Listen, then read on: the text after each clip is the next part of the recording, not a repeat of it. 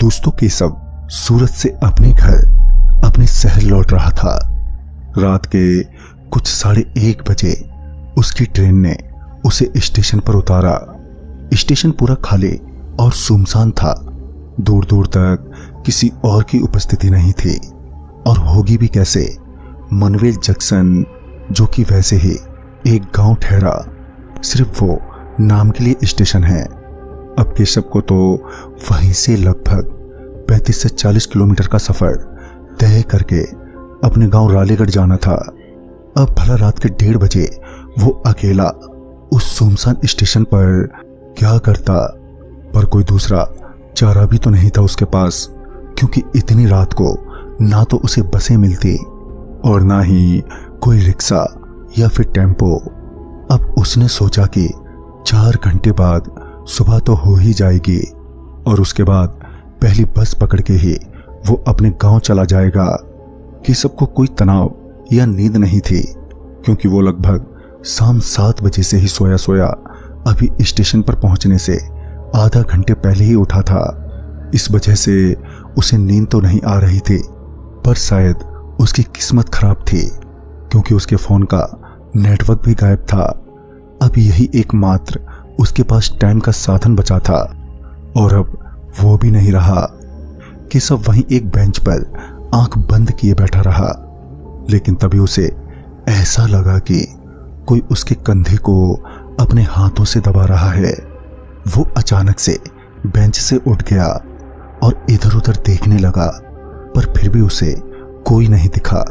पूरे स्टेशन पर सिर्फ एक लाइट जल रही थी, जिसके बदौलत थोड़ी बहुत रोशनी थी, जिससे कुछ ही दूरी तक साफ साफ देखा जा सकता था। केशव फिर से बेंच पर जाकर बैठ गया। केशव को इस बार भी ऐसा लगा कि जैसे कोई उसके कंधे को मसाज कर रहा है। वो फिर से एकदम से चौंक कर उठकर खड़ा हो गया। अब ये उसका वहम नहीं हो सकता था। केशव को समझ नहीं आ रहा था कि जब इस स्टेशन के दूर दूर तक कोई है ही नहीं, फिर उसे ऐसा क्यों लगा जैसे किसी ने उसके कंधे को मसाज किया हो। केशव ने उसका पता लगाना चाहा, इसलिए केशव वापस उसी बेंच पर बैठ गया और इस बार जो उसने देखा तो उसकी आंखें फटी की फटी रह गईं। उसने देखा 2 जले जले हाथ उसके कंधों के ऊपर थे और इससे पहले कि इस बार केशव वापस खड़ा होता या पीछे मुड़ता कि उन दोनों हाथों ने उसे आगे धकेल दिया और केशव कुछ दूर आगे जा गिरा। गिरते ही केशव की सांसें फूलने लगी। केशव उठ खड़ा हुआ।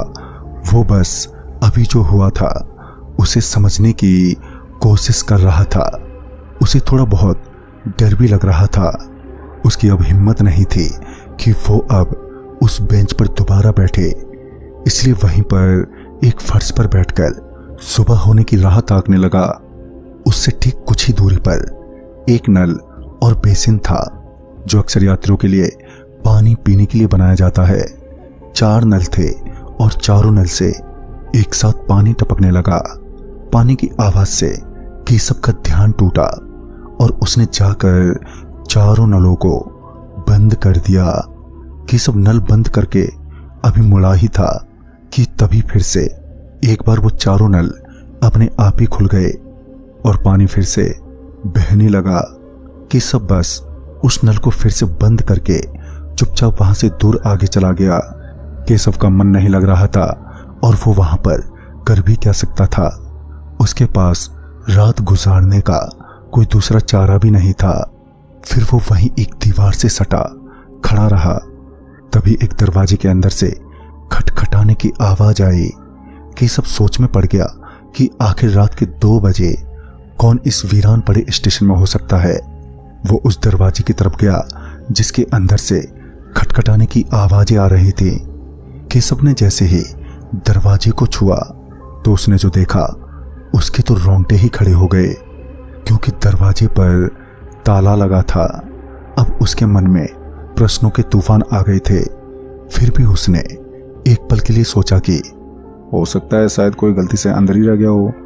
दरअसल वो कमरा स्टाफ का था और अंदर से आवाजें भी आ रही थी कि दरवाजा खोलो, अंदर बहुत अंधेरा है। कि सबको भी जो मन में आया उसने किया। वहीं पास में रखे एक लोहे के डंडे से उस ताले को मारने लगा और कुछ देर बाद वो ताला टूट गया। कि सबने तुरंत ही कमरा खोला और उसने अंदर जाकर देखा कि आखिर कौन बंद था, पर उसे पूरे कमरे में सर्द हवाएं और अंधेरे के अलावा कुछ नहीं दिखा। कि सबको अब सारी बातें शुरू से अब तक याद आ रही थी। उसे यकीन हो गया था कि हो ना हो इस जगह पर कुछ तो गड़बड़ है, यहां पर और समय तक रुकना ठीक नहीं है। वो उस कमरे से बाहर आया और स्टेशन से बाहर की तरफ जोर से भागने लगा। तभी उसी वक्त उसने देखा कि एक कुबड़ी लड़की रेल की पटरियों पर जैसे किसी छिपकली के माफिक रेंग रही थी। उसे ऐसा करता देख कि सब और भी डर गया।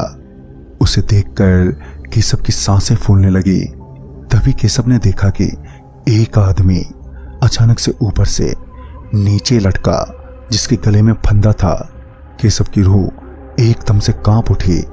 केशव पीछे हटता हुआ और दूसरी तरफ से भागने लगा, पर उसी वक्त अचानक से वो लाइट, जो कि रोशनी की एकमात्र साधन थी, वो भी टूटकर नीचे गिर गई, जिससे पूरे स्टेशन पर 1 मीटर भी रोशनी नहीं थी। केशव के लिए ये जख्म को और गहरा करने जैसा था। केशव अब कहां जाए, क्या करे, उसे कुछ पता नहीं था। तभी उसने अपने फोन में समय देखा तो रात के 3:30 बज रहे थे। केशव वहीं पर एक जगह चुपचाप बैठा रहा, यहां तक कि वो अपनी सांसों से निकलने वाली आवाज पर भी कंट्रोल करता रहा। और फिर कुछ मिनटों बाद उसने लाठी की आवाज सुनी। कोई लाठी पटकता हुआ केशव की तरफ आ रहा था। केशव पीछे हटके और दब गया। वो लाठी पटकने वाला कोई बूढ़ा आदमी था, जो बड़ी तेज रफ्तार से उस पार गया और फिर वापस आया। केशव घबराया हुआ बैठा रहा और देखते ही देखते कब उसकी आंख लग गई उसे पता ही नहीं चला। उसकी आंख तब खुली जब पूरी तरह से सुबह हो चुकी थी और सुबह के 7 बज रहे थे। उस वक्त उसने खुद को जिंदा पाकर खुद को बहुत खुशकिस्मत समझा। उसकी खुशी का कोई ठिकाना ना रहा, पर उसे कल की रात के हुए हादसे का बहुत खौफ था। वो भागता हुआ स्टेशन से बाहर भागने लगा, पर तभी उसकी नजर उसी दरवाजे पर गई, जिसे देखकर केशव एक बार फिर अपने होश खो बैठा। उसने देखा वो दरवाजा बाहर से लॉक है और उस पर कोई खरोंच तक नहीं है, जबकि उसने कल रात ताले को पूरा तोड़ दिया था। केशव को तुरंत ही उस स्टेशन से निकलना था। तभी केशव भागता हुआ स्टेशन से बाहर आ गया और वहां से उसने एक टेम्पो ले लिया। वहां से वो अपने गांव के रास्ते पर था। बातों ही बातों में जब टेम्पो वाले से केशव ने कल रात की बात का जिक्र किया, जिस पर टेम्पो वाला एकदम चौंकते हुए बोला, साहब वो स्टेशन पर सिर्फ सुबह और दोपहर में ही जाना सुरक्षित है। शाम ढलने से लेकर सुबह की पहली किरण होने तक वो स्टेशन चलता फिरता मौत है। कुछ साल पहले इसी तरह कभी उस स्टेशन का स्टेशन मास्टर रात को देर से काम खत्म करके घर आ रहा था और स्टेशन भी पूरी तरह से खाली ही था। कुछ बदमाशों ने उस स्टेशन मास्टर को लूटना चाहा और हाथापाई में उसे मार गिराया। फिर अगली सुबह उसकी लाश उसी कमरे के अंदर मिली। शायद वो बदमाश उसे मारकर उसी कमरे में बंद कर चले गए थे। और बाद में जब एक नई लड़की को स्टेशन मास्टर की पोस्ट संभालने का मौका मिला, तब पहले ही दिन से उस पहले स्टेशन मास्टर की कुर्सी पर बैठने के बाद उसी शाम को वो लड़की ट्रेन से कुचलकर मर गई। लोगों को लगा कि ये आत्महत्या है, पर इसके पीछे की सच्चाई भगवान ही जाने। लोगों का कहना है कि उस स्टेशन मास्टर की आत्मा उस स्टेशन पर भटकती रहती है और अगर उस घने अंधेरे में कोई उसे दिख जाता है तो उसे लुटेरा समझकर उसे बड़ी दर्दनाक मौत देता है। मुझे तो लगता है उस लड़की की मौत का कारण वो स्टेशन मास्टर ही होगा, क्योंकि उसे उस लड़की का उसकी कुर्सी पर बैठना पसंद नहीं आया होगा। खैर, अब इस बात में क्या सच्चाई है और कितनी सच्चाई है, उसका अनुभव तो आपको कल रात ही हो गया होगा। कि सब पूरे रास्ते अपने साथ घटे उस घटना के बारे में ही सोचता रहा और बाद में उसने इस घटना के बारे में घर वालों को भी बताया। वहां के स्थानीय लोग आज भी कभी वहां पर शाम ढलने के बाद जाने की हिम्मत नहीं कर पाते। तो दोस्तों, इस कहानी में